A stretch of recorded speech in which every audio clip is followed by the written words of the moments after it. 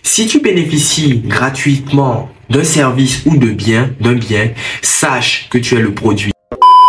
La gratuité. On adore ça, hein? On aime la gratuité. On aime bénéficier, jouir de quelque chose sans grand effort, sans grand investissement, sans grand sacrifice. C'est la nature humaine qui veut ça. Aujourd'hui, je vais à contresens de cette idéologie et je décide de t'expliquer les raisons pour lesquelles tu dois, en tant qu'étudiant ou peut-être en tant que salarié ou tout simplement en tant qu'être humain, bannir la gratuité de ton vocabulaire. La gratuité, elle est mauvaise pour plusieurs raisons. Tu aimerais les connaître, c'est juste après.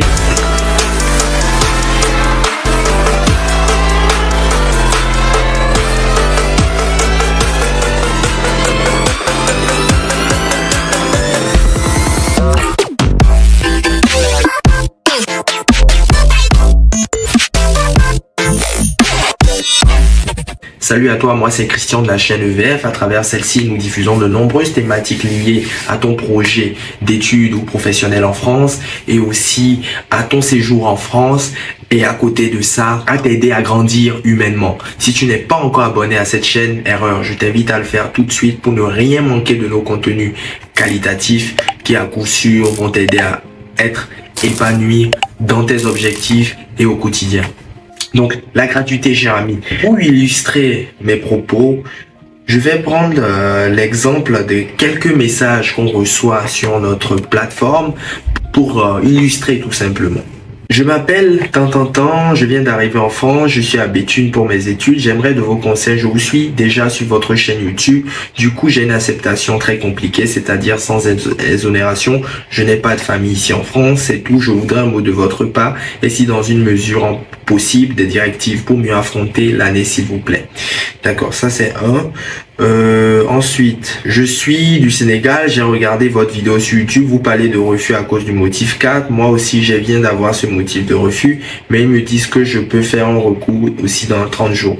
Donc bref, ça c'est quelques exemples parmi tant d'autres. Les raisons pour lesquelles j'estime, cher ami, que tu dois bannir la gratuité de ton vocabulaire, je vais te les citer tout de suite. Le premier, si tu bénéficies gratuitement d'un service ou d'un bien, sache que tu es le produit. Tu as envie d'être le produit? Moi, en tout cas, je n'ai pas envie d'être le produit de quelqu'un. Je suis un homme intelligent qui peut me prendre en charge, qui peut assumer mes responsabilités, qui peut payer pour ce que j'ai besoin. Et si je ne peux pas, je me respecte et j'attends le bon moment. Mais aucunement, je ne voudrais bénéficier gratuitement d'un bien ou d'un service en échange de mes données personnelles qui vont être utilisées par différentes entreprises pour derrière me rendre la vie difficile. Pour illustrer, par le passé, j'ai eu à remplir un questionnaire pour bénéficier, je ne sais plus de quelle promotion, et c'est fini. Toutes les entreprises par la suite ont commencé à m'appeler pour me proposer telle ou telle prestation. Un appel, deux appels, d'accord, ça va, mais quand on vous appelle tout le temps pour vous vendre des choses que vous n'avez pas besoin, pour vous inciter à la surconsommation, c'est pénible, c'est fatigant. Et c'est aussi par principe, je n'ai pas envie que mes données soient partagées, soient divulguées à telle ou telle entreprise sans mon accord. Donc, cher ami, pour éviter cela, il faut nécessairement que tu bannisses la gratuité. Et si tu n'as pas envie d'être le produit de quelqu'un, il faut nécessairement aussi supprimer ce mot de ton vocabulaire. 2. La raison pour laquelle je ne propose pas de gratuité, par exemple à EVF, c'est tout simplement que cela pousse les gens à ne pas s'investir, s'impliquer. J'illustre. Par le passé, j'ai lancé un concours d'accompagnement gratuit de 2 étudiants. Ils ont gagné ce concours. Il y a 2 étudiants qui ont gagné ce concours. Et derrière, pas de son, pas d'image. C'est moi qui ai été obligé à plusieurs reprises de les relancer, de savoir où ils en sont dans leur projet. Ils posaient pas de questions et finalement on n'est pas allé au bout de l'accompagnement et ils m'ont jamais donné de suite. C'est pour te dire, toi qui me regardes, quand on t'offre quelque chose gratuitement, tu ne te rends pas compte de la valeur de cette chose. C'est pour cela que tu dois payer pour prendre conscience de l'importance du service ou du bien que tu as à disposition. Malheureusement, c'est la nature humaine qui veut cela. Quand on vous parle des centaines de milliers d'euros pour l'acquisition d'une Porsche, Je pense que le jour où vous la valorisez, vous prenez soin, vous évitez de garer n'importe où, vous chouchoutez la voiture. Mais quand on vous offre une vieille ou une voiture tout simplement, une voiture normale, gratuitement, suite à l'héritage d'un grand-parent ou un don, vous n'en prenez pas soin, vous vous en foutez parce que vous n'avez pas fait, tu n'as pas fait d'efforts financiers, tu n'as pas mis sorti de l'argent de ta poche pour l'acquérir. Donc c'est pareil, cher ami. C'est pour cela, il faut que tu bannisses la gratuité pour valoriser le bien que tu souhaites acquérir ou le service. 3. L'autre raison pour laquelle tu dois bannir la gratuité, c'est que tu as souvent des informations générales. Et pour pouvoir avoir des informations précieuses liées à ta personnalité, à ton profil, il faut que tu mettes la main à la poche. Car personne ne va partager à la suite de nombreux échecs, de nombreuses années d'expérience où il a dû investir, mettre de son temps, mettre de son énergie, mettre de son argent, de le donner le secret gratuitement. Ce n'est pas possible, à moins qu'il soit fou. En général, que ce qui est gratuit, c'est des informations qu'on te donne générales, des informations générales que tu peux trouver partout.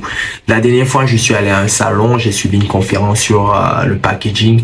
Figure-toi que j'en suis ressorti au même stade où j'étais quand je suis rentré. J'ai pas eu d'informations plus poussées, des informations différentes de ce que j'avais. Donc, cher ami, ce qui est gratuit te permet juste d'avoir le minimum et pas forcément adapté aussi à ta situation. C'est pour cela, EVF, il faut arrêter de nous solliciter ou espérer avoir un service gratuit. Tu peux regarder notre chaîne YouTube et avoir des informations générales gratuitement, mais pour des questions spécifiques liées à ton cas, il faudra forcément passer à la caisse. On ne propose pas de gratuité. Donc, je profite pour t'éclairer, pour que cela soit bien clair dans ta tête. Il n'y a pas de gratuité. Tu connais un entrepreneur qui a mis la main qui a mis la main à la pâte, qui a investi de son temps, de son argent et qui derrière fait du bénévolat? C'est pas possible. À moins que ça soit une association à but non lucratif. Mais non, je paye des salariés, je sacrifie de mon temps pour le business, pour faire évoluer le business. Ce n'est pas pour que derrière ça soit gratuit. Sinon, j'aurais fait autre chose. Voici, cher ami, ce que je tenais à partager. Donc, à EVF, les prestations ne sont pas gratuites. On a un site internet. Si tu as envie d'être accompagné, si tu as envie d'avoir de bonnes informations, si tu as envie de réussir à coup sûr, tu peux nous solliciter, mais sache que derrière, tu dois passer à la caisse. Pour ceux qui aiment le gratuit, continuez à aimer le gratuit, regardez nos vidéos gratuitement et c'est tout. Donc, voici ce que je tenais à partager. J'espère que cette vidéo te sera bénéfique. En attendant la prochaine vidéo, prends soin de toi et à très vite. Ciao.